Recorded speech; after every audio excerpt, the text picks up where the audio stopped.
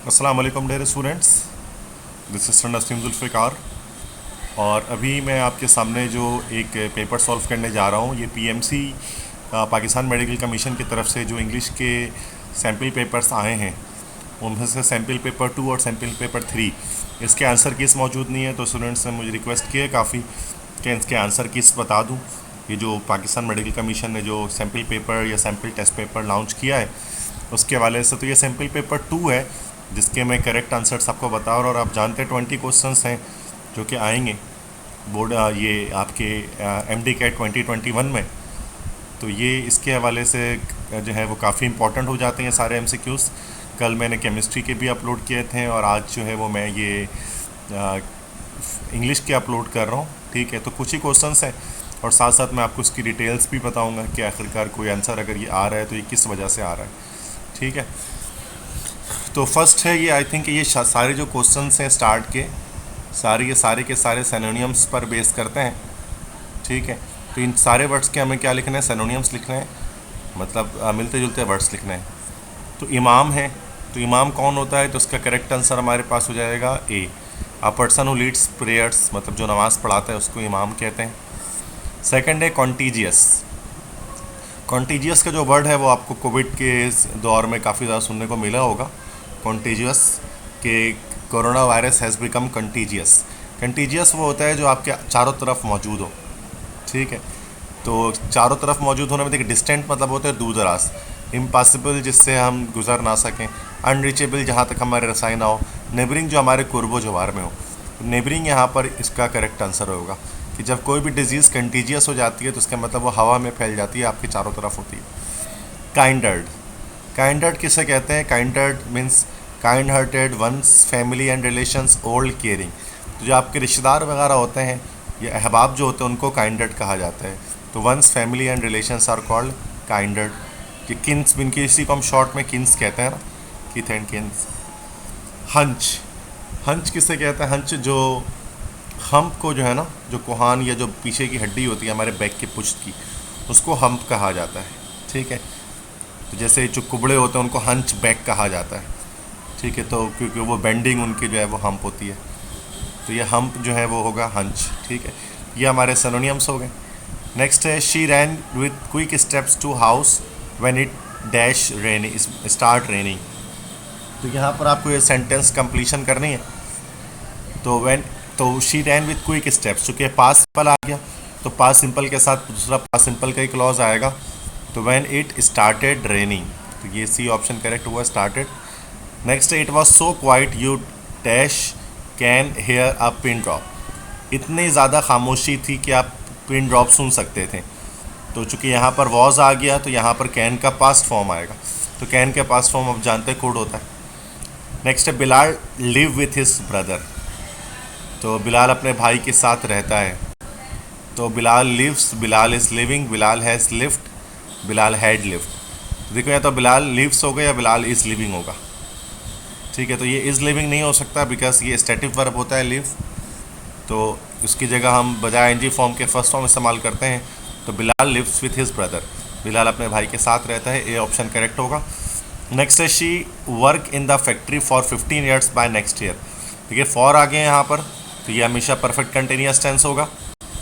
तो she work in the factory for 15 years by next year, तो यहाँ पर फ्यूचर परफेक्ट कंटिन्यूस टेंस का स्ट्रक्चर आएगा। तो ये यहाँ पर हमारे पास विल हैव बीन वर्किंग, ये हो जाएगा। ठीक है, dash knows that Dallas is not the capital of Texas. Dallas जो है वो कैपिटल टेक्सास का नहीं है, ये बहुत कम लोग जानते हैं या हर कोई नहीं जानता। क्योंकि any one knows, any one तो नहीं हो सकता बिकॉज एनी वन जब आएगा तो any one knows that Dallas is not the capital of Texas, तो ये इसमें यहाँ पर सेट नहीं हो रहा।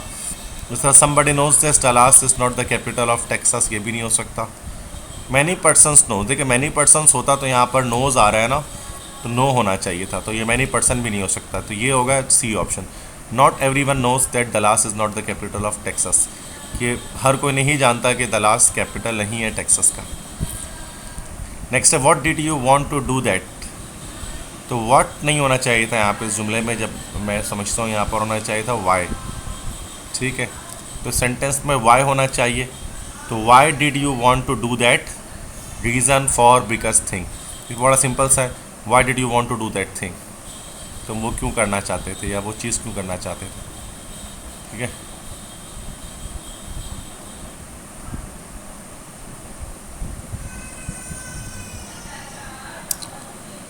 Next spring is dash, it will be warmer soon.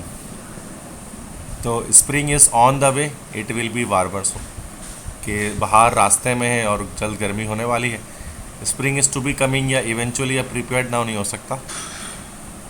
Next, a lot of houses dash collapse due to storm, बहुत से घर तबाह हो गए तूफान की वजह से। तो a lot of houses has collapsed, are collapsed, have collapsed, were collapsed, कि तबाह हो गए तो पास्ट की बात यहाँ पर हो रही है, तो यहाँ पर हो जाएगा were. A lot of houses were collapsed due to the storm. Next है the children as well as their mother dash missing after the floods.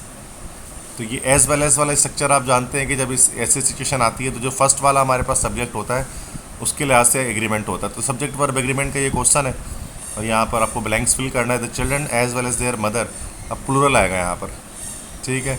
Dash missing after the floods, are missing या were not missing, was missing, is missing, तो यहाँ पर हो जाएगा are missing after the floods. ठीक है, ये plural के सेंस में आ जाएगा।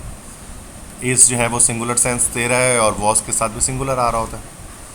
नेक्स्ट है large sum of money dash stolen in last night's bank robbery.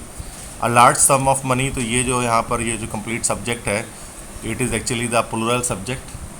ये आपके पास प्लूरल सब्जेक्ट है।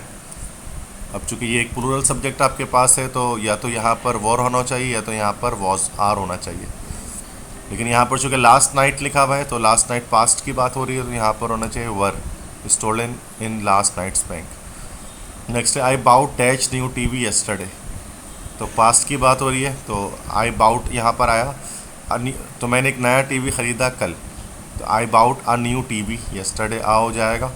एन तो नहीं होगा बिकॉज एन न्यू यहाँ पर कॉन्सोनेंट साउंड दे रहा है। नेक्स्ट है I think dash man over there is very ill, he can't stand on his feet. यहाँ पर किसी एक डेफिनेट मैन की बात की जा रही है तो I think the man over there is very ill.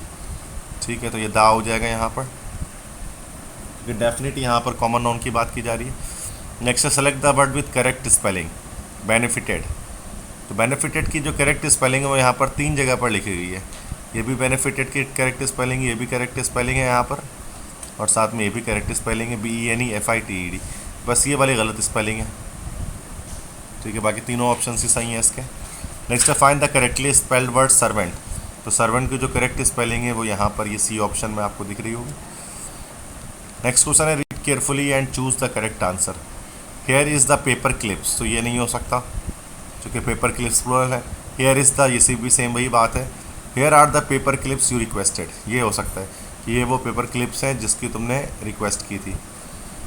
Next है तो यहाँ here are the box of paper clips, ये भी नहीं हो सकता क्योंकि बॉक्स आए यहाँ पर, तो यहाँ पर आर नहीं हो सकता, तो ये भी गलत जुमला है।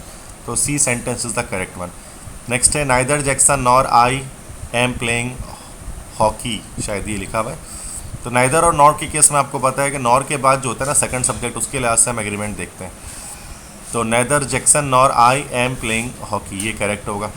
नॉर आई इज़ नहीं हो सकता, ठीक है, नॉर आई आर नहीं हो सकता, नॉर आई वर नहीं हो सकता।